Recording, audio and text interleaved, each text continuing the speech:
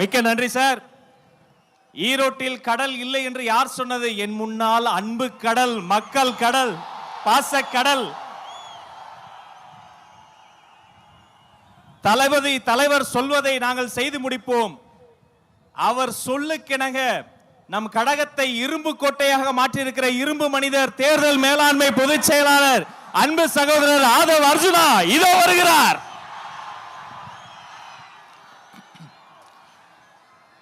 தெய்வத்தால் ஆகாதெனினும் முயற்சிதான் மெய்வர்த்த கூலி தரும்.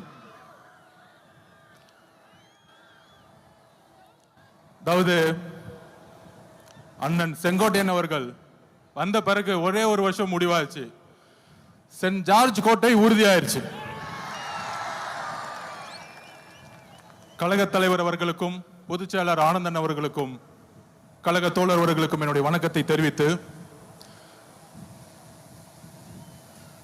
சுதந்திர போராட்ட வீரர் தீரன் சின்னமலை அவர்களுக்கும் மாவீரன் பொல்லான அவர்களுக்கும் கொள்கை தலைவர், சமூக சீர்திருத்தவாதி, எங்களுடைய வழிகாட்டி தந்தை பெரியாரின் வழியில் அவர் பாதத்தை தொட்டு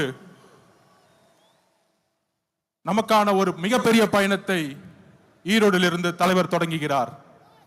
நம்மளுடைய குறிக்கோள் என்ன? நம்மளுடைய லட்சியம் என்ன? வெறும் அதிகாரத்தை மட்டும் அடைவதா? இங்க இருக்கக்கூடிய ஈரோடு மக்கள் எந்த அளவிற்கு ஒவ்வொரு விவசாயிகள், ஒவ்வொரு நெசவாளர்கள், ஒவ்வொரு தொழிலாளர்கள் தன்னுடைய வாழ்க்கையில் மிகப்பெரிய துயரத்தையும் ஒவ்வொரு நாளையும் தன்னுடைய குடும்பத்தை நடத்துறதுக்கே இந்த ஆட்சியோடைய ஊழலாலையும் பாதிக்கப்பட்டு இருக்காங்க. இங்க இருக்கக்கூடிய அமைச்சர்கள் டாஸ்மார்க்கை மட்டுமே நடத்திட்டு இருக்கக்கூடிய ஒரு நிர்வாகத்தை கொடுத்துட்டு இருக்காங்க.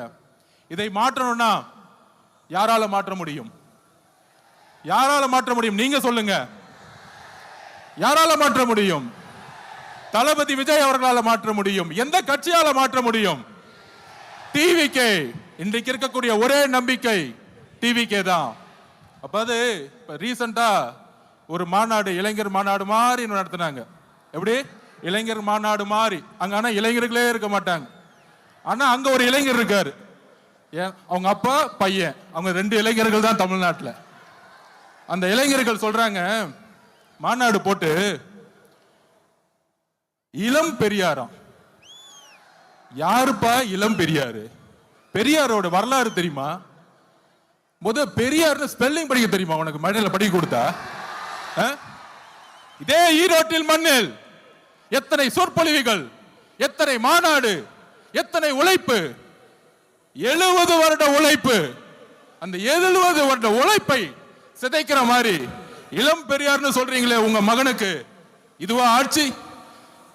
திராவிட கழகம் என்ன செய்து கொண்டிட்டு இருக்கிறது பெரியாரை அவமானப்படுத்தும் பொழுது? இதே உங்க மகன் 5 வருஷத்துக்கு முன்னாடி சினிமால சமூக நீதினா என்னன்னு கொஸ்டின் கேட்டார். சமூக நீதி தெரியாதவரை இளம் பெரியாரா? யாருங்க இங்க இளம் பெரியார்? மக்கள் கிட்ட நம்ம கேட்கிறோம், யார் இங்க இளம் பெரியார்? நீங்க சொல்லுங்க, யார் இங்க இளம் பெரியார்? பெரியார் அவர்களுக்கு முன்னே ஒரு தலைவர் இன்னும் உருவாகவில்லை, எதிர்காலத்திலும் உருவாக்கப்பட முடியாது. இதுதான் தமிழக வெற்றி கழகத்தினுடைய மரியாதை பெரியார் அவர்களுக்கு. இங்க ஒரே பெரியார், இங்க ஒரே அம்பேத்கர், இங்க ஒரே காமராஜர், ஒரே தீரன் சின்னமலை, ஒரே பொல்லாதவர்கள். இந்த தலைவர்களை நீங்கள் அசிங்கப்படுத்தினால் தமிழக வெற்றி கழகம் மிகப்பெரிய போராட்டத்தை உருவாக்கும். 2026 எழுதி வச்சுக்கோங்க. 2026, 31, 36 போயிட்டே இருப்போம். தெளிவா இருக்கு. மக்கள் முடிவு பண்ணிட்டாங்க. உங்களுடைய சூதுனால மிகப்பெரிய இழப்புக்கு அப்புறம் தலைவர் அவர்களை மக்கள்கிட்ட இருந்து பிரிக்க பார்த்தீங்க. ஆனால் இங்க இருக்கிற கூட்டம், இங்க இருக்கக்கூடிய மக்கள் சக்தி, இங்க இருக்கக்கூடிய பெண்கள் சக்தி எந்த அளவிற்கு தலைவர் மீது நம்பிக்கையும் அன்பையும் வச்சிருக்காங்க. இந்த கூட்டம் இல்ல, இந்த மக்கள் கூட்டத்துடைய எழுச்சி இந்த ஆட்சியாளர்களை துரத்தக்கூடிய ஒரு எலெக்ஷனா இருக்குங்கிறத பதிவு பண்ணிது. தலைவர் அவர்களுடைய பேச்ச நீங்க மட்டுமல்ல, ஒட்டுமொத்த தமிழகம் கேட்கறது ரெடியா இருக்கு. கேட்கலாமா? நன்றி, வணக்கம்.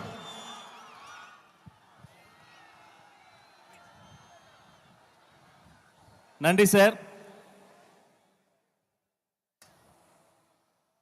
இந்த கூட்டம் வந்திருப்பது தலைவனின் சிங்க முகத்தை பார்க்கத்தான், அந்த தங்க முகத்தை பார்க்கத்தான். புயல் அல்ல, அவரது புன்னகையே போதும் ஒரு புரட்சியை ஏற்படுத்திவிடும். தலைவர் சொல்வதை செய்பவர்கள் மத்தியில் தலைவர் நினைப்பதையே செய்து முடிக்கக்கூடிய தமிழக வெற்றி கழகத்தினுடைய போர்ப்படை தளபதி, போற்றுதலுக்குரிய பொதுச் செயலாளர் அண்ணன் என் ஆனந்த் இதோ வருகிறார்.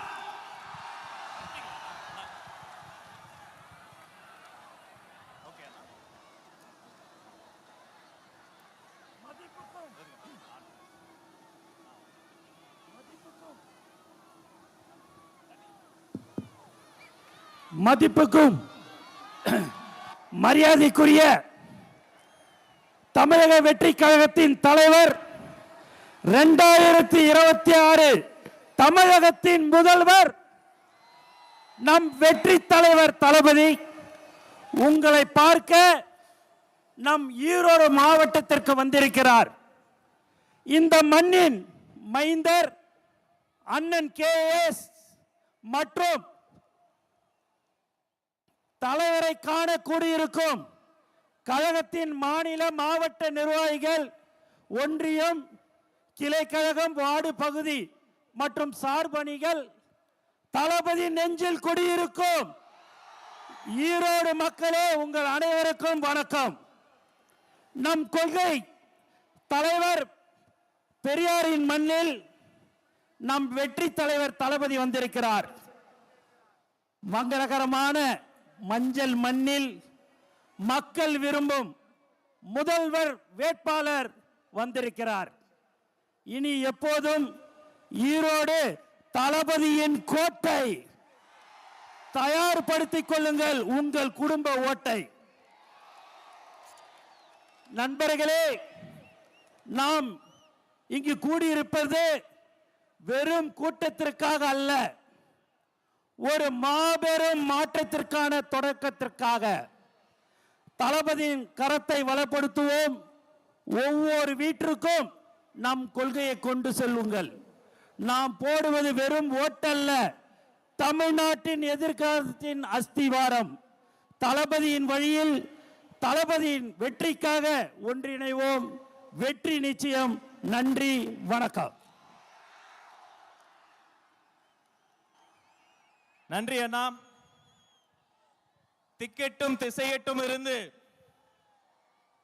பெரியோர்களும் தாய்மார்களும் கூடி இருந்தது இந்த ஒரு நொடிக்காகத்தான். நேரில் வந்திருக்கிற சொந்த பந்தங்களே, நேரகில் பார்த்து கொண்டிருக்கக்கூடிய உலக தமிழர்களே, தமிழக வெற்றி கழகத்தினுடைய வெற்றி தலைவர், வருங்கால முதல்வர்,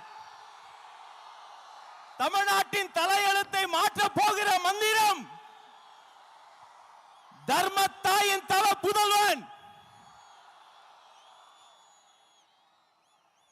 உங்கள் முன்னால் ஈரோடு மண்ணில், நம் கொள்கை தலைவர் மண்ணில் வெற்றி தலைவர் இதோ வருகிறார்.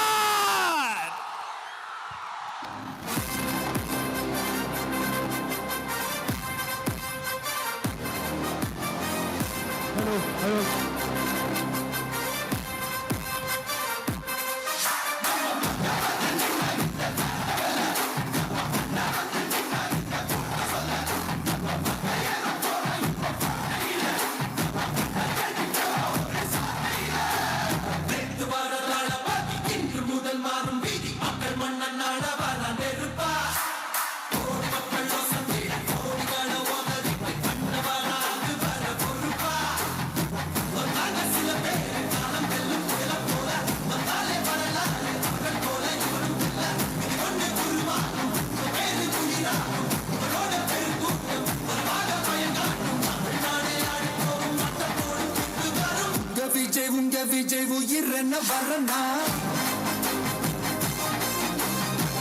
விஜய் உங்க விஜய் எளியவன் குரல்னா, விஜய் உங்க விஜய் தனியார் இல்ல கடல்னா, விஜய் உங்க விஜய்.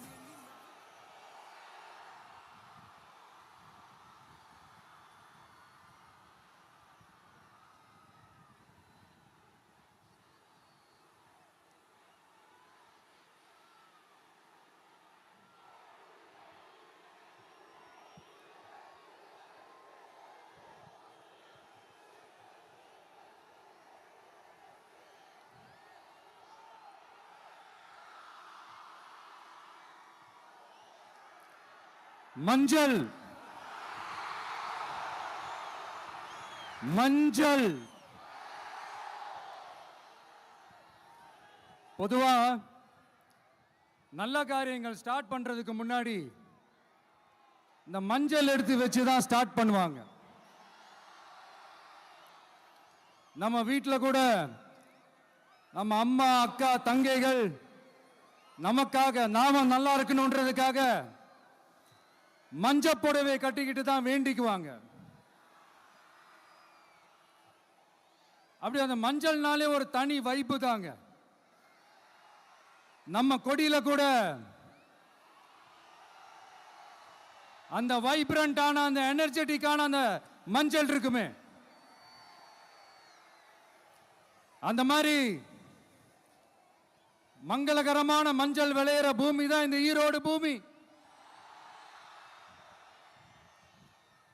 இங்க வந்து மஞ்சளை பத்தி பேசாம வேற எங்க போய் பேசுறது? அது மட்டும் இல்ல,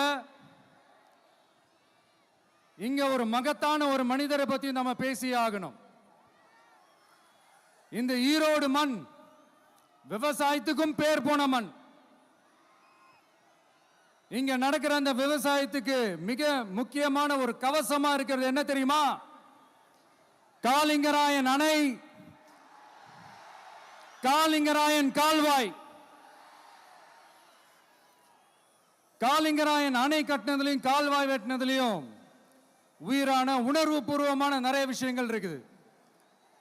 அப்படி அந்த ப்ராசஸ்ல அவர் அந்த அணை கட்டும் போதும் கால்வாய் வெட்டும் போதும் ரொம்ப சோர்வடைஞ்சிட்டாராம். அப்ப அவங்க அம்மா அதை பார்த்துட்டு சொன்னாங்களாம், மகனே காளிங்கா, தயிர் வித்த காசு தாழ்வாரம் வரைக்கும் இருக்குது, மோர் வித்த காசு முகுட வரைக்கும் இருக்குது, அதை எடுத்துக்கிட்டு போய் அணைய கட்டியா கால்வாய வெட்டியான்னு சொல்லி தைரியம் கொடுத்தாங்களாம். பெத்த அம்மா கொடுக்கிற அந்த தைரியம் இருக்கு பாருங்க, அதை தாண்டி வேற எதுவுமே கிடையாதுங்க.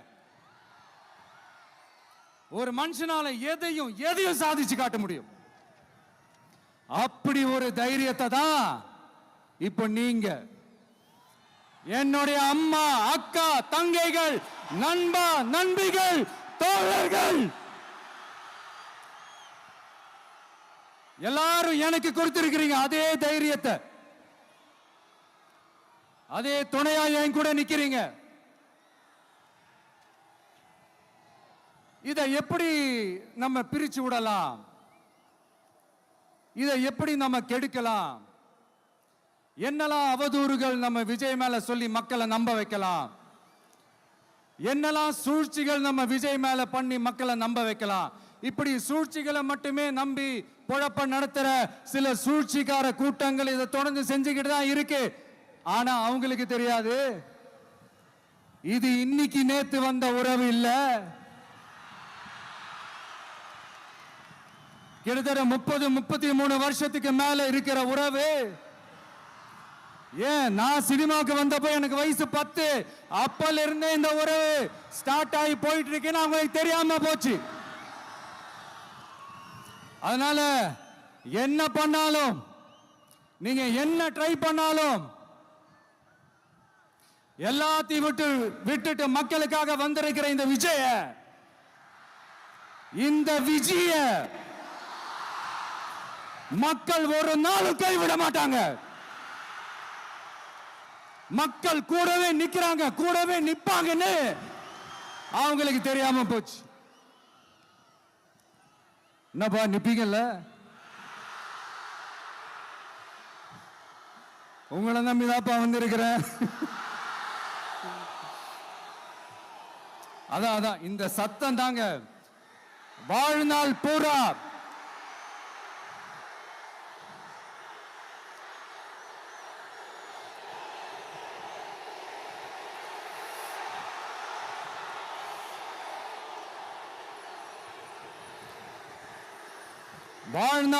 உங்களுக்கு நன்றியோடவே இருப்பேன். இப்போ நம்ம காளிங்கராயன் அவர்கள் அணையை கட்டுறதுக்காக பவானிக்கு போய் பார்க்கும்போது ஒரு இடத்துல ஒரு பாம்பு வந்து உட்கார்ந்துச்சான், படுத்துச்சான். அது படுத்த இடத்துல தான் அவர் அணையை கட்ட ஸ்டார்ட் பண்ணாராம். அப்புறம் அந்த பாம்பு வளைஞ்சி நெளிஞ்சி போற இடத்துலலாம் கால்வாயை வெட்டினார்னு சொல்லி சில வாய்மொழி கதைகள்லாம் சொன்னாங்க. தண்ணியை சேமிச்சு வச்சு குடிக்கிறதுக்கும் விவசாயத்துக்கும்.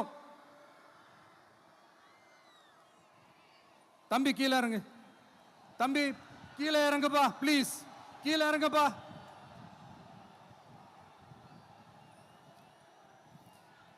Okay, thank you thank you. கீழே இறங்குங்க, கீழே இறங்குப்பா. நீ இறங்கினாதான் முத்தம் கொடுப்பேன்.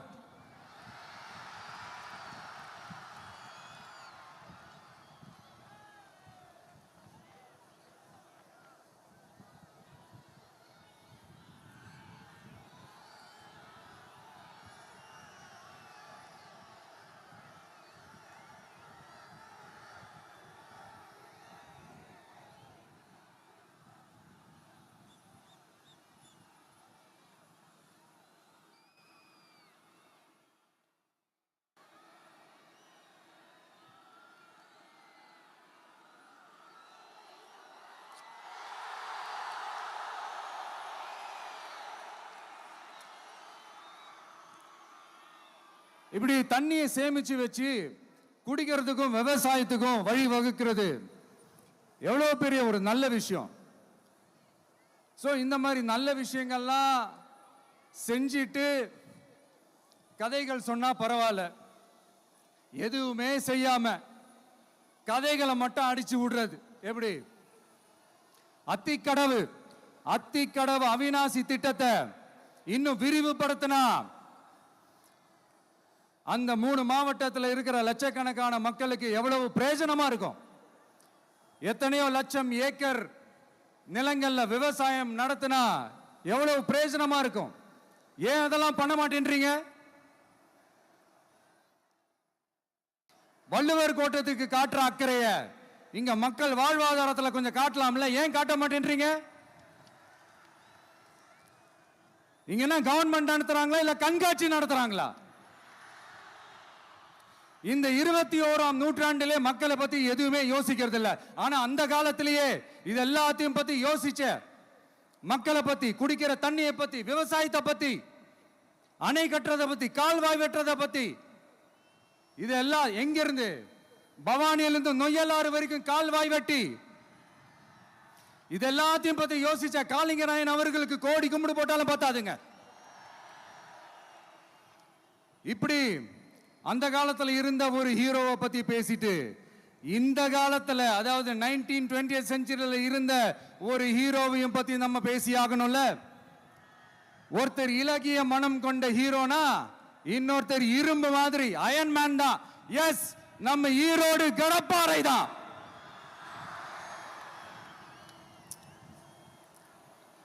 ஒட்டுமொத்த தமிழ்நாட்டையே திருப்பி போட்ட சீர்திருத்த நெம்புகோல்.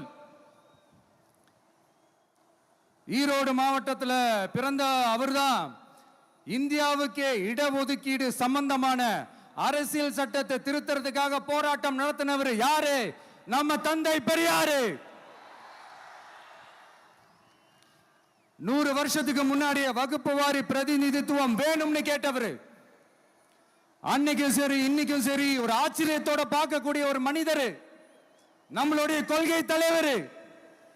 அப்ப அண்ணாவும் எம்ஜிஆரும் யாரு?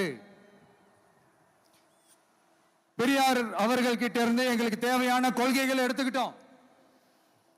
அவரை ஃபாலோ பண்ற, அவரை வழிகாட்டி ஏத்துக்கிட்ட அண்ணா அவர்கள் கிட்ட இருந்தோம், எம்ஜிஆர் அவர்கள் கிட்ட இருந்தோம் தேர்தல் அணுகுமுறையை எடுத்துக்கிட்டோம். அண்ணாவும் எம்ஜிஆரும் தமிழ்நாட்டோட சொத்து. அவங்கள பயன்படுத்துறத பத்தி யாரும் இங்க கம்ப்ளைண்ட்லாம் பண்ண முடியாது. அண்ணா எங்களோடது, எம்ஜிஆர் எங்களோடது, நீங்களா எடுத்துக்க கூடாது அப்படிலாம் யாரும் இங்க அழுதுட்டு இருக்க முடியாது, சொல்லிவிட்டேன். அதனால நாங்க ஒரு வழியில அரசியல் செஞ்சுக்கிட்டு போயிட்டு இருக்கிறோம். உங்களுக்கு தான் டிவிக்கு ஒரு பொருட்டே இல்லைல்ல, அப்புறம் ஏன் கதறீங்க?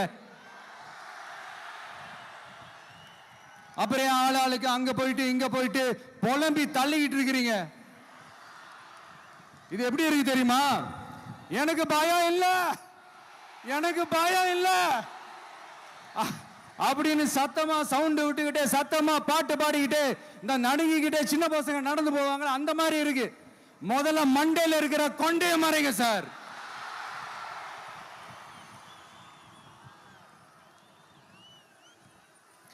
சும்மா மாறு வேஷத்துல மறு வச்சுக்கிட்டு மீடியா ஆளு ரேடியோ ஆளுன்னு இவங்க ஆளுங்களை மாத்தி மாத்தி அனுப்பிக்கிட்டு இதெல்லாம் என்ன மக்களுக்கு தெரியாதுன்னு நினைச்சிட்டு இருக்கீங்களா? மக்கள் எல்லாத்தையும் உன்னிப்பா கவனிச்சிட்டு இருக்காங்க. அதனாலதான் சொல்றேன், உங்களுக்கு நீங்க கொள்ளையடிச்சு வச்சிருக்கிற காசு தான் துணை, ஆனா எனக்கு என் மேல எல்லையில்லா பாசம் வச்சிருக்கிற இந்த மாசு தான் துணை.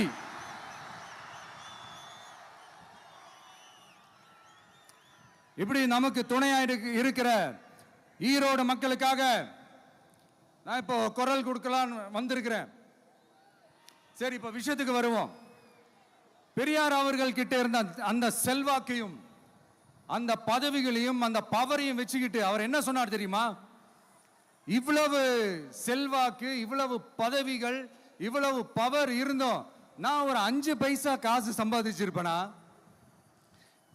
எனக்கோ இல்ல என் குடும்பத்துக்கோ பட்டங்கள் வேணும், பதவி வேணும்னு ஏதாவது கேட்டிருப்பேனா? இல்ல ஏதாவது லாபம் பார்த்திருப்பேனா? இல்ல எதுக்காவது ஆசைப்பட்டிருப்பேனா? ஆனா அவர் பேரை சொல்லிக்கிட்டு அவருடைய கொள்கையை ஃபாலோ பண்றதா சொல்லிக்கிட்டு இப்ப ஆட்சியில இருக்கிறவங்க என்னெல்லாம் செய்யறாங்கன்னு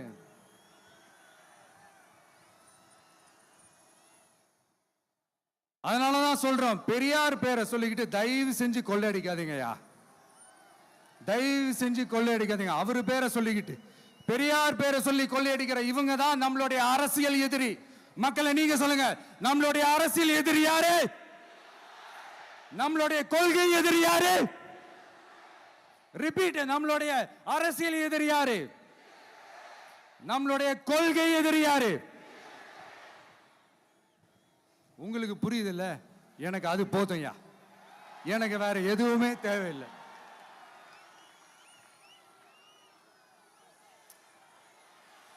அதனாலதான்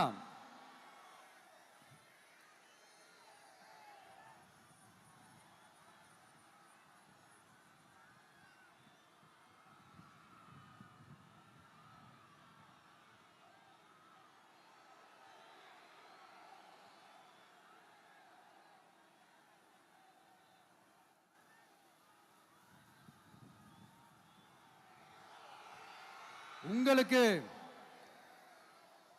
நம்மளை பத்தி நம்ம அரசியலோட நீங்க எல்லாரும் என்னோட அரசியலோட கனெக்டடா இருக்கீங்கன்றது ரொம்ப தெளிவா தெரியுது. அதனால எனக்கு அது போதும். அதனாலதான் எதிரிகள் யாருன்னு சொல்லிட்டு களத்துக்கு வந்திருக்கிறோம். அதனால அவங்கள மட்டும் தான் எதிர்ப்போம். அதுவும் அந்த எதிரிகள் யாரு இப்போ இங்க 2026 சட்டமன்ற தேர்தலில் களத்தில் இருக்கிறாங்களோ அவங்கள மட்டும் தான் எதிர்ப்போம். சும்மா களத்திலே இல்லாதவங்களையும்,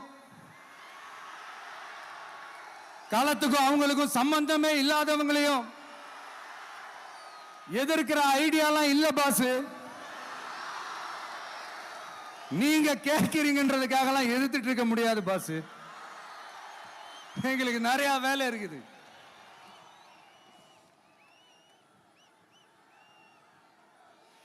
எத்தனை எத்தனை பொய்யான வாக்குறுதிகள். வந்த உடனே நீட்டை ரத்து செய்வோம், கல்வி கடனை ரத்து செய்வோம், கேஸ் சிலிண்டருக்கு மானியமா 100 ரூபாய் தருவோம், என்னெல்லாம் அடிச்சு விட்டுட்டு இன்னி வரைக்கும் கேட்கிறேன், இதெல்லாம் சொன்னாங்களே செஞ்சாங்களா? இவங்க எப்பவுமே இப்படிதான், சொல்றது ஒண்ணு செய்யறது ஒண்ணு. திமுகவும் பிரச்சனைகளும் ஃபெவிகால் போட்டு ஓட்டின ஃப்ரெண்ட்ஸ் மாதிரி ஒன்னில இருந்து ஒன்ன பிரிக்கவே முடியாது. இது இப்போ ஈரோடு பகுதியில் இருக்கிற பிரச்சனையை பத்தி பேசுவோம். பெரியார் பேரை மட்டும் சொல்லிக்கிட்டு எப்படி அவரோட கொள்கைகளுக்கு எதிராக செயல்படுறாங்களோ அப்படிதான் இந்த மஞ்சள் நகரத்தோட மஞ்சளுக்கும் ஒண்ணும் பண்ணல, மஞ்சள் விவசாயிகளுக்கும் ஒண்ணும் பண்ணல. ஆராய்ச்சி மையம், சிறப்பு மையம்னு கோடி கோடியா டெண்டர் விட்டாங்க, பேருக்கு கட்டிடத்தை கட்டினாங்க. ஆனா உலகமே போட்டி போட்டு வாங்குற மஞ்சளை மதிப்பு கூட்டி விற்பனை செய்ய, அதாவது அதோட வேல்யூ இன்க்ரீஸ் பண்ணி நம்ம விவசாயிகளுக்கும் இந்த மாவட்ட மக்களுக்கும் நன்மை செய்ய இதுவரைக்கும் என்ன செஞ்சிருக்காங்கன்னு யோசிச்சு பார்த்தா ஒரு பெரிய ஜீரோ தான். கரும்பு நெல்லுக்கு அரசாங்கம் விலை பிக்ஸ் பண்றாங்க, அதையும் ஒழுங்கா பண்றதில்ல. ஒவ்வொரு முறையும் பிரச்சனை. அங்க நெல் கொள்முதல் செய்யறதுல ஊழல்.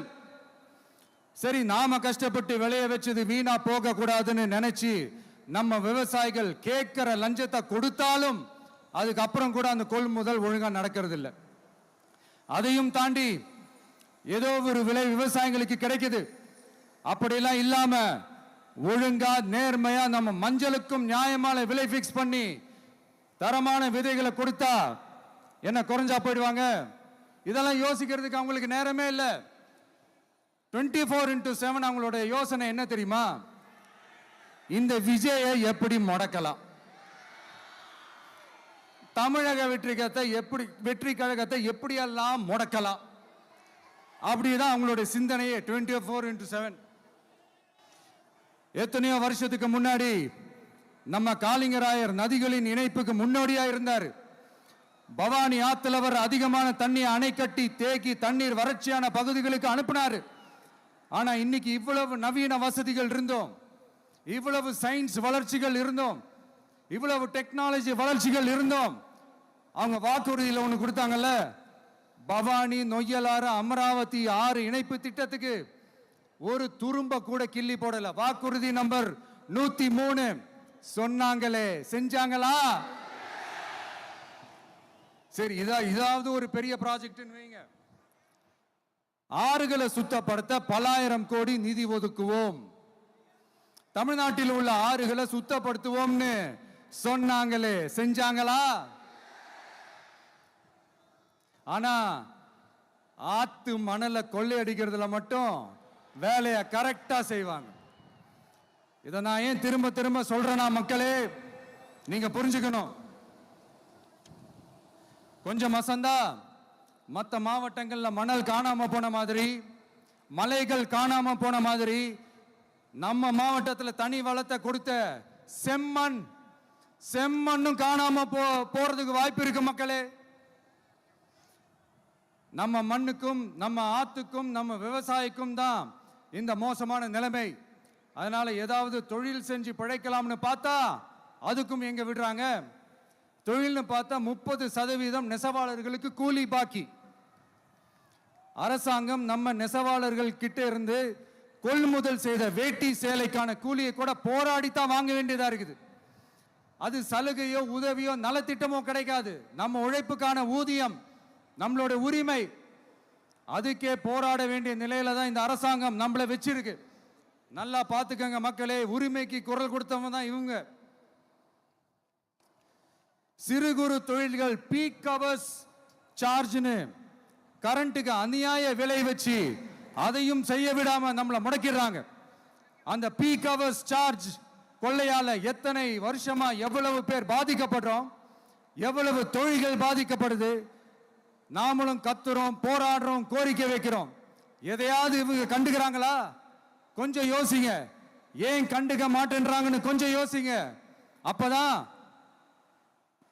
அப்பதாங்க பிரைவேட்ல அதிக விலைக்கு கரண்ட் வாங்க முடியும், அதுக்கு டெண்டர் விட முடியும். அப்படி டெண்டர் விட்ட மேட்டர்ல எல்லாம் என்ன நடக்கும்னு உங்களுக்கும் தெரியும், எனக்கும் தெரியும், நம்ம எல்லாருக்குமே தெரியும். இந்த மாதிரி ஈரோடுல மட்டும் இல்ல, எந்த மாவட்டத்துக்கு போனாலும் பிரச்சனைகள் மேல பிரச்சனைகள் தான். அதையெல்லாம்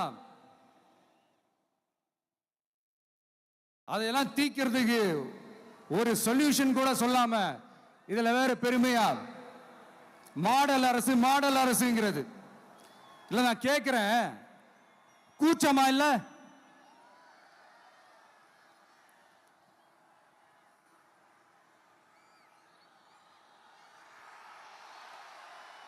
இதெல்லாம் கேட்டா அப்படியே நம்ம பக்கம் யூட்டர்ன் அடிச்சு வந்துருவாங்க.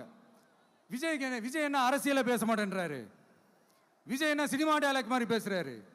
விஜய் நான் பஞ்ச் டைலாக் பேசுறாரு, விஜய் நான் 10 நிமிஷம் தான் பேசுறாரு, 9 நிமிஷம் தான் பேசுறாரு. நான் எத்தனை நிமிஷம் பேசினா உங்களுக்கு என்ன சார்?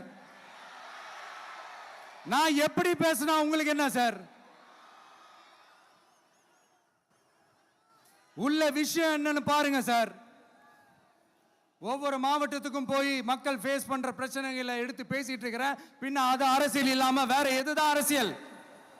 உங்களை மாதிரி தனிப்பட்ட முறையில தரக்குறைவா அசிங்கமா பேசுறதுதான் அரசியல்னா அந்த அரசியல் நமக்கு வராது. வராதுன்னா நல்லாவே வரும். உங்களை விட எனக்கு அது நல்லாவே வரும். வேணான்னு விட்டு வச்சிருக்கிறோம். அப்புறம் உங்களுக்கு நமக்கு என்ன வித்தியாசம்? காஞ்சிபுரத்தில் நாம பேசும்போது இந்த மாதிரி உங்களால் அமைக்கப்பட போற ஆட்சியில நம்ம ஆட்சிக்கு வந்த உடனே என்னெல்லாம் செய்ய போறோம்ன்றது சிலது சொன்னோம். அதையெல்லாம் தப்பா புரிஞ்சுக்கிட்டு இப்போ சொல்றேன், விளக்கமா சொல்றேன். நான் சலுகைகளுக்கு எதிரானவன் கிடையாது. மக்களுக்கான சலுகைகளை இலவசம்னு சொல்லி அசிங்கப்படுத்துறதுல எனக்கு உடன்பாடு கிடையாது. மக்கள் காசுல மக்களுக்கு செய்யறதை எப்படி இலவசம்னு சொல்லுவீங்க? அப்படியே செஞ்சிட்டாலும் ஓசில போறேன்னு சொல்லி அசிங்கப்படுத்துறீங்க. என்ன கேட்கறதுக்கு ஆள் இல்லைன்னு நினைச்சீங்களா? மக்களுக்கு ஒண்ணுன்னா இந்த விஜய் வந்து நிப்பா, இந்த விஜய் வந்து கேள்வி கேட்பா.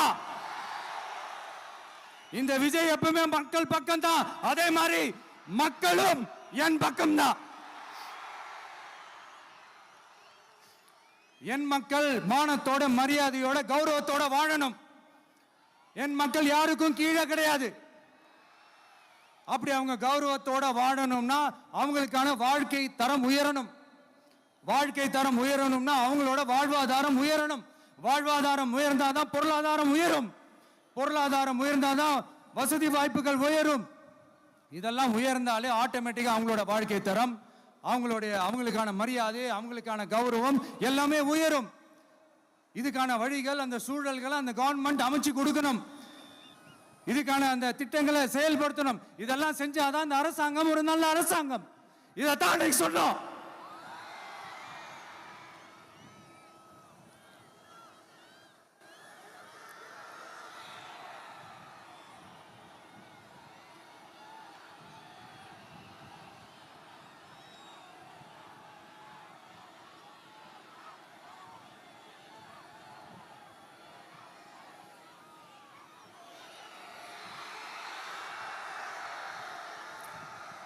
இதைத்தான் இன்னைக்கு சொன்னோம். உடனே சொன்னா மட்டும் போதுமா? எப்படி செயல்படுத்துவீங்க? நாங்க என்ன வாயிலேயே வடை சுடுறதுக்கு டிஎம்கேவா? டிவி கேடா?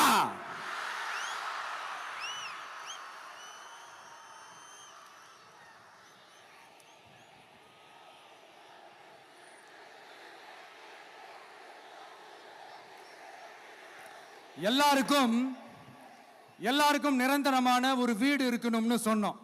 உடனே எங்க ஆட்சியிலே நாங்க எல்லாரும் வீடு கட்டி கொடுத்துட்டோமே அப்படிங்கிறது இல்ல. நான் கேட்கிறேன், இங்க உங்களை தான் கேட்கிறேன், இங்க வாடகைக்கு இருக்கிறவங்களே இங்க யாரும் இல்லையா? எல்லாருக்கும் சொந்தமா வீடு கட்டி கொடுத்துட்டாங்களா?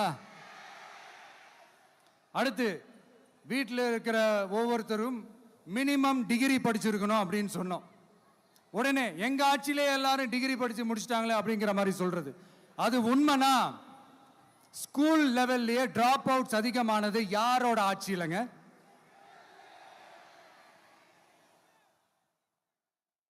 பசங்க பிள்ளைங்க யாரும் ஸ்கூல்ல சேரலன்னு சொல்லிட்டு எனக்கு தெரிஞ்சு 207 கவர்மெண்ட் ஸ்கூல்ஸ் மூடினது யாரோட ஆட்சியிலங்க? இதுல கல்வியில் சிறந்த தமிழ்நாடுன்னு டிராமா வேற. அடுத்து குடும்பத்தில் ஒருத்தருக்கு நிரந்தரமான வருமானம் வரணும், வேலை வாய்ப்பு கிடைக்கணும் அப்படின்னா நாங்க கொடுக்காத வருமானமா, நாங்க கொடுக்காத வேலையா அப்படிங்கிறது. எத்தனையோ லட்சம் காலி பணியிடங்கள் நிரப்புவோம்னு வாக்குறுதி கொடுத்துட்டு ஆட்சிக்கு வந்தீங்கல்ல, எத்தனை லட்சம் காலி பணியிடங்களை நிரப்புனீங்க? அட்லீஸ்ட் 1 லட்சம் காலி பணியிடங்களாவது நிரப்புனீங்களா? இதெல்லாம் சொல்லிட்டு மக்களை ஏமாத்துறது யாரோட ஆட்சியிலங்க? அடுத்து ரொம்ப முக்கியமா பெண்களுக்கு பாதுகாப்பு இல்லை, சட்டம் ஒழுங்கு சரியா இல்லைன்னு சொன்னா தமிழ்நாட்டில் பெண்கள் பாதுகாப்பு தான் அதிகமா இருக்குதான். நீங்க சொல்லுங்க மக்களே, பெண்கள் பாதுகாப்பு இருக்கு, சட்டம் ஒழுங்கு சரியா இருக்கு? அவங்க சொல்றது உண்மையா? அவங்க சொல்றதை நீங்க ஏத்துக்கிறீங்களா? சத்தமா கேக்குதா சார்? இதுதான் ரியாலிட்டி, இதுதான் நிஜம். நம்மளுடைய ஆட்சியில சட்டம் ஒழுங்குல சமரசமே இருக்காது. அதனாலதான் இவ்வளவு ஸ்ட்ராங்கா சொல்றோம், தைரியமா இருங்க மக்களே. இந்த மாதிரி விஷயங்கள்லாம் நம்ம மக்கள் கிட்ட எடுத்து சொன்னா உடனே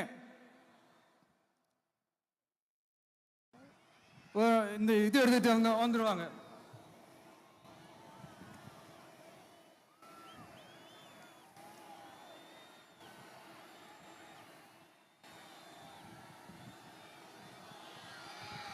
இந்த மாதிரி இதெல்லாம் என்னென்ன செய்ய போறோன்றது சிலதெல்லாம் காஞ்சிபுரத்தில் சொன்ன மாதிரி சொன்னா எல்லாத்தையும் தப்பா திருச்சி பேசிக்கிட்டு அவதூறு பரப்பிக்கிட்டு. நான் கூட யோசிப்பேன், எம்ஜிஆர் அவர்களும் மேடம் ஜெயலலிதா மேடம் அவங்களும் ஒரே வார்த்தையில சொல்லி இந்த திமுகவை காலி பண்ணாங்கல்ல. நான் கூட யோசிப்பேன், ஏன் இவ்வளவு ஹார்ஷா பேசுறாங்க, ஏன் இவ்வளவு ஹார்ஷா அவங்கள திட்டுறாங்கன்னு யோசிச்சது உண்டு. இப்பதானே புரியுது. அவங்க ரெண்டு பேரும் சொன்னதை இப்ப நானும் ரிப்பீட் பண்றேன். திமுக ஒரு தீய சக்தி, திமுக ஒரு தீய சக்தி, திமுக ஒரு தீய சக்தி, திமுக ஒரு தீய சக்தி, தீய சக்தி, தீய சக்தி, தீய சக்தி. என் நெஞ்சில் குடியிருக்கும் ஈரோடு மக்களே,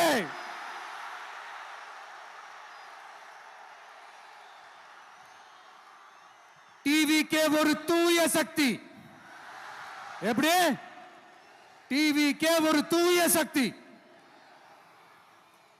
தூய சக்தி டிவிகேவுக்கும் தீய சக்தி டிஎம்கேவுக்கும் தான் போட்டியே. என்ன முடக்கலாம்னு நினைக்கிறீங்க, ஆனா இந்த சத்தத்தை ஒரு நாள் உங்களால முடக்க முடியாது. மக்கள் விரோத திமுக அரசை வீழ்த்த மக்கள் சக்தியான நம்மளால மட்டும்தான் முடியும். அண்ணன் செங்கோட்டையன் அண்ணன் அவர்கள் நம்ம கூட